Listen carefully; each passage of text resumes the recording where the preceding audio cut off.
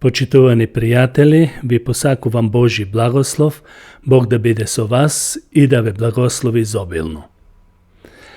За денес би сакал да размислуваме или ќе проповедам на тема Господова вечера. Што знаеме за Господовата вечера?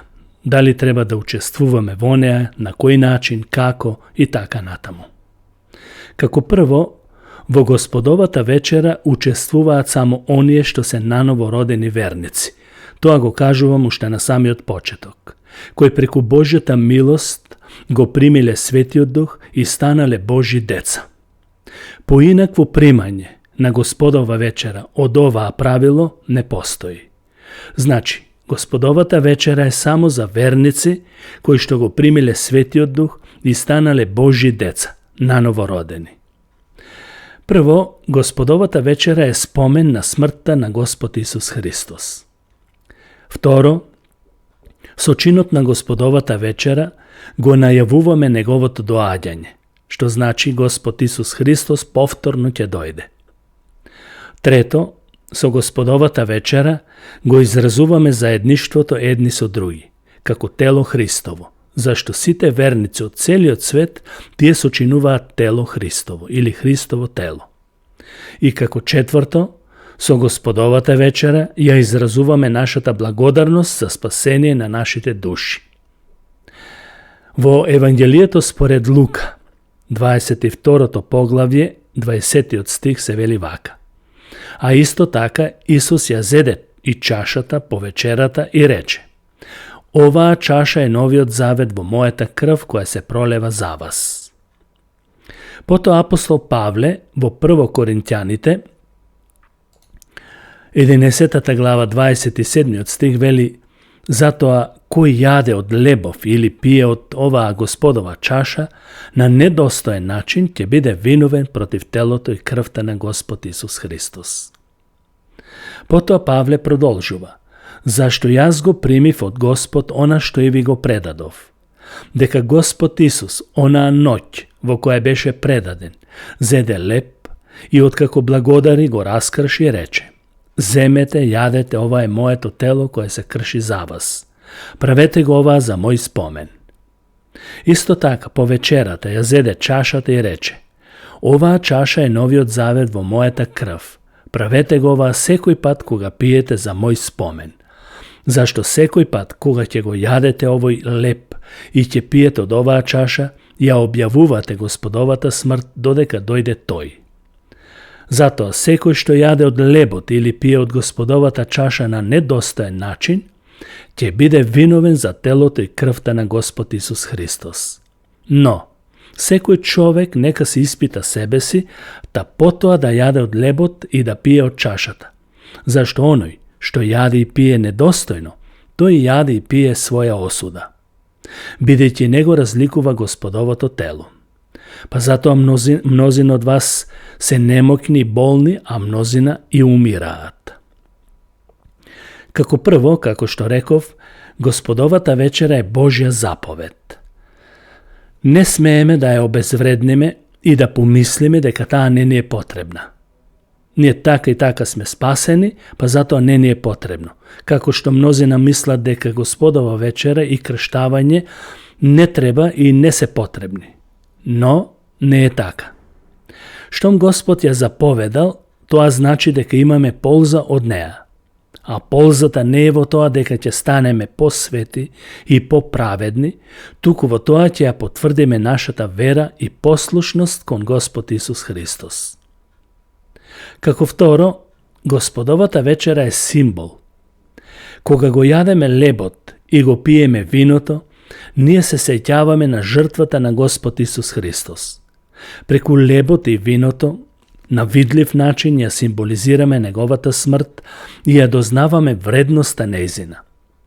Жртвата беше направена за сиот човечки род, но од неја ќе имаат полза само оние кои учествуваат во земањето на лебот и виното и кои се наново родени преку Светиот Дух. Зашто ако некој не е наново роден преку Светиот Дух, а зема Господова вечера, тоа не му важи. Тоа нема никаква полза за неговиот духовен живот. Како трето, Господовата вечера представува единство и љубов меѓу верните. Верните јадат од еден леп и пијат од една чаша. Тоа значи дека имаат една надеж и една вера и дека љубовта е таа која ги соединува да живеат сложно и со меѓусебно опростување и почитување.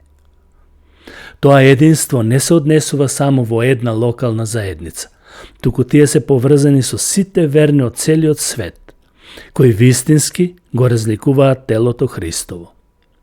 Со Господовата вечера верните ја потврдуваат љубовта еден кон друг. Како што Господ од љубов го предаде својот живот за сите нас, така и ние треба да живееме во љубов и со потполно разбирање за слабостите на нашите браќа и сестри. Потоа имаме, со Господовата вечера го навестуваме неговото доаѓање. Тоа значи, секогаш кога земаме Господова вечера, ние проповедаме дека Господ Исус Христос се уште не дошол од небото во голема сила и слава.